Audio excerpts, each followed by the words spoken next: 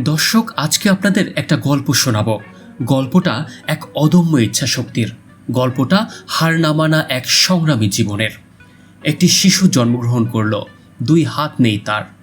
সবার চোখে সে প্রতিবন্ধী, তবে মায়ের চোখে সে রাজকুমার, ভালোবাসার কেন্দ্রবিন্দু। মায়ের আদরে, স্নেহে আর সাহসে বড় হতে থাকে শিশুটি। যখন ছেলেটি বড় হলো, স্কুলে ভর্তি হওয়ার সময় হলো, তখন তার মা তাকে স্কুলে ভর্তি করতে নিয়ে যায়। কিন্তু মাস্টারমশাই তাকে দেখে বলে, ওর তো 2 হাত নেই, ও কিভাবে লেখাপড়া করবে। মাস্টারমশাই তাকে ভর্তি নিতে চায় না। তখন ছেলেটি কষ্ট করে পা দিয়ে কিছুটা লিখে দেখায়। মায়ের অনেক রিকোয়েস্টের পর ছেলেটিকে ভর্তি নেওয়া হয়।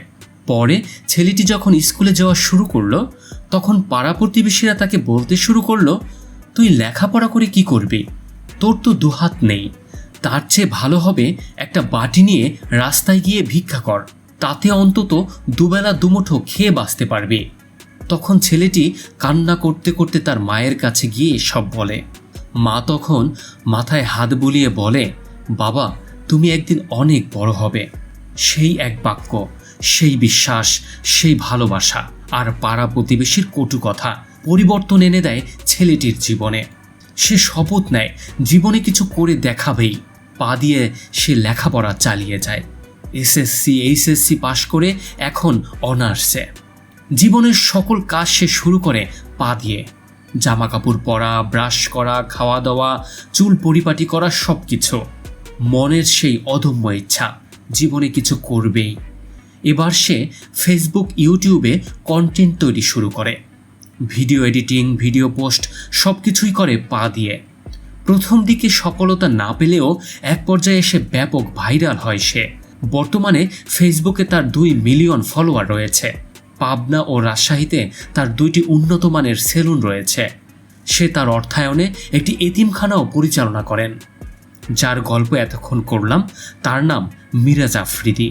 তার জন্ম পাবনা আটঘরিয়া উপজেলার যাত্রাপুর গ্রামে। তার এই পথ চলা মোটেও সহজ ছিল না। এই সমাজের মানুষের বিষাক্ত কটুকথার বিরুদ্ধে গিয়ে একাই লড়েছে সে।